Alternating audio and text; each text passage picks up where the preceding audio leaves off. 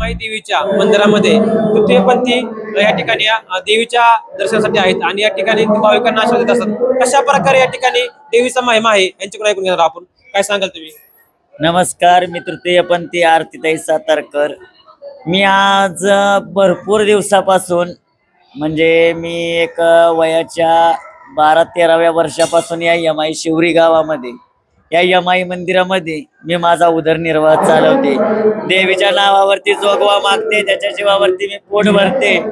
आज या यमाई देवीचं सांगायचं महत्व म्हणजे म्हणलं तर य म्हणलं की येणारी आणि आई म्हणून हाक माई म्हणून हाक मारली की मायेला हात ठेवणारी अशी ही आमची यमाई। म्हणूनच आज शिवरी गावचं, शिवरी निवासाचं आणि शिवरी आमच्या गावातल्या रहिवासी स्थानाचं नाव आहे यमाई शिवरी। आज या गावामध्ये एक सोडून तिघी देवींच्या नावाचा उद्गार दिला जातो। आई यमाई, आई वाघाई आणि आई तुकाई। देताना ह्या तिघींचा एकदम नावाचा उद्गार असा दिला जातो की आई यमाई वाघाई तुकाईचा उदो उदो। कारण यामध्ये आमचे जुने पूर्वज वगैरे जे होते त्यांनी आम्हाला सांगितलं की या गावामध्ये यमाई देवी आणि वाघाई देवी आणि तुकाई देवी ह्या तिघी बहिणी आहेत आणि ज्या वेळेला ह्या तिघी बहिणी आल्या त्यावेळेला या गावाचं नाव पावन झालं। त्यामुळे देताना तिन्ही नावाचा उद्गार एकाच वेळेला देऊन देवीला आवाज दिला जातो। आज आता या गावामध्ये एक पौर्णिमा असेल किंवा देवीची दुर्गाष्टमी, कालाष्टमी आणि महिन्याची आपली पौर्णिमा जी येणारी त्यावेळेला देवीचा उत्सव भरवला जातो।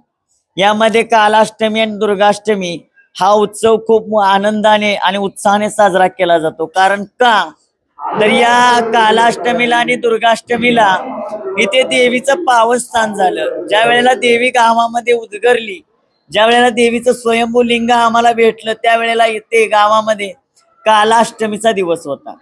यामध्ये महिन्यातल्या 2 अष्टमा, अष्टमी, कालाष्टमी, दुर्गाष्टमी आणि पौर्णिमा हा देवीचा उत्सव म्हणून मोठा साजरा केला जातो। तसेच त्याबरोबर आता नवरात्र उत्सव चालू आहे।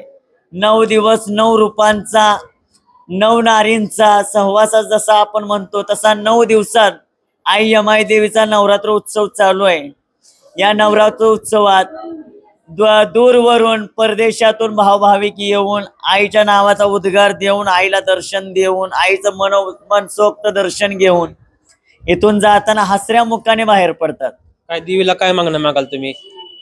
आता देवीला एकच मागणं असं मागू इच्छिते की जे काय आता पाऊस पाणी चालू आहे त्यामुळे जी काय अतिवृष्टी आता सोलापूर साईडला झालेली आहे किंवा बाहेरल्या साईडला जे काही झालंय त्याच्यावरती आई यमाई तुला आज मी आव्हान देते की आई ये माई, तू इथं ये आणि जेवढं काही तिकडल्या साईडला संकट आलंय तेवढं संकट आहे तो तुझ्या पदराखाली तारून मोठमोठ्या आशिण आणि संख्येने तिथं असलेल्या लहान बाळ, गोपाळ आणि अकैक मुके जनावर या सगळ्यांना तुझ्या पंखाखाली घेऊन आलेली अतिवृष्टी आई यमाई तू सगळी काढून ने, एवढंच मी आई यमाईला मागू इच्छिते आणि एवढंच सांगू इच्छिते।